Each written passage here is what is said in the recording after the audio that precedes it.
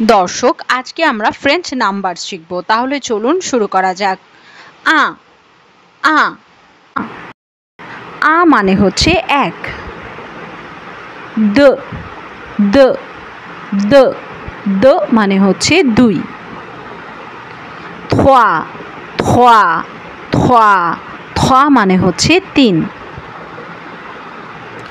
কাত কাত কাত কাত মানে হচ্ছে চার।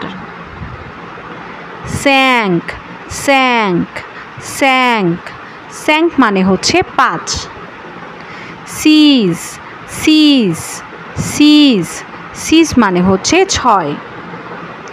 সেত সেত সেত সেত মানে হচ্ছে সাত। উইথ উইথ উইথ উইথ মানে হচ্ছে আট। নার্ভ নার্ভ নার্ভ নার্ভ মানে হচ্ছে নয়।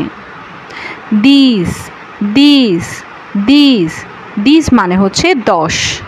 দর্শক, এই ভিডিওটা পুরোটা পেতে easy French for Bengali learner চ্যানেলটিতে ভিজিট করুন এবং আপনি ফ্রেঞ্চ সম্পর্কে আরও ডিটেল ভিডিও পেয়ে যাবেন।